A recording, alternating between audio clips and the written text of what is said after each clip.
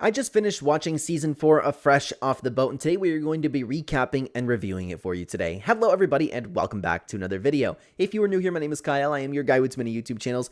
I have to say this like I have been with every single Fresh Off the Boat video.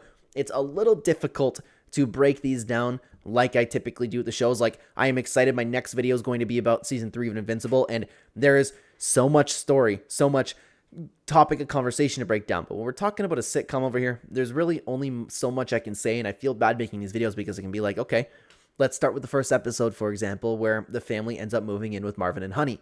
What exactly is there to break down about that besides it was very, very funny?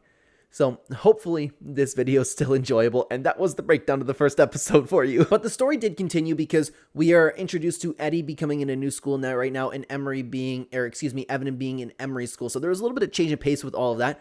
I thought it was funny with Emery having all the bad luck, and I think it was the year of the ox, and I'm pretty sure now that I'm thinking about it, that's my symbol or whatever it's called. But regardless, that's besides the point.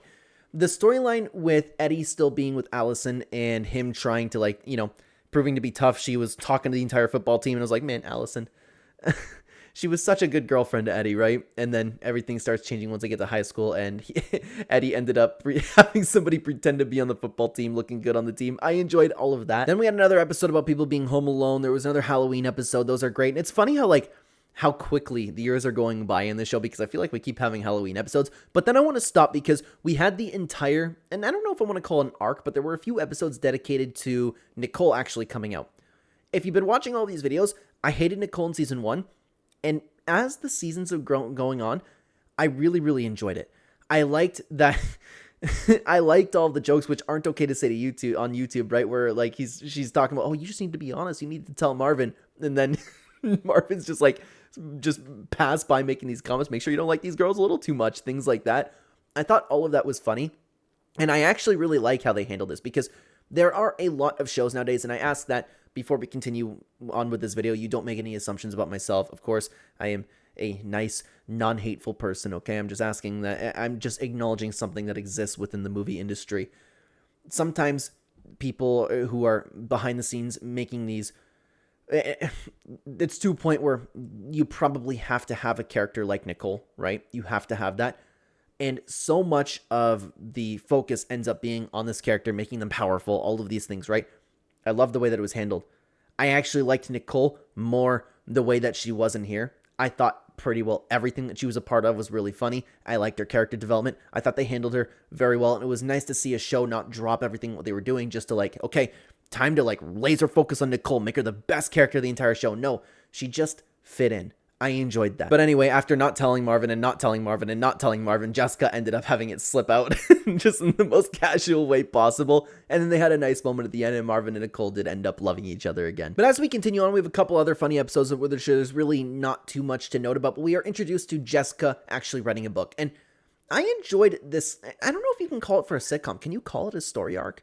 I'm not sure. I'm just a guy who likes to watch stuff. I'm not like some professional reviewer or anything like that. Excuse me if you can hear my notification. There you go. But I like the entire story of it. I like that she was laser focused in writing the book. She was excited about it. She was chasing down people to look at her book. Lewis having to lie about the book, and then her having to overcome a little bit of failure, which I'm a couple episodes into season 5 now, so we're not going to really be talking about that, but you get the point. Like, I enjoyed pretty well all of that. And circling back to Nicole, and I think Nicole actually kind of stole the season, because all of the stuff about having that first crush at the coffee shop, I thought that was hilarious too. Like it with Eddie and all of his friends trying to give her advice on how to pick up girls, and none of them know how to pick up girls, and she was just too nervous in general, but they ended up liking each other, but she kind of bombed it.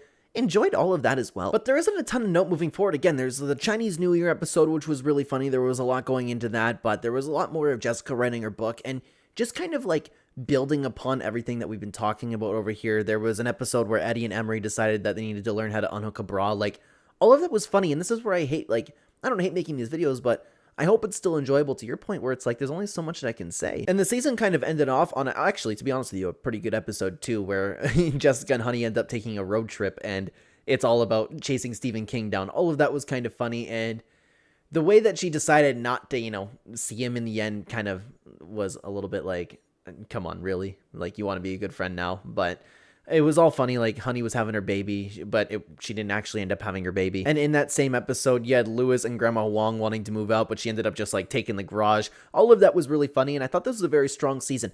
As the show continues on, I think that I've liked every season more of the last.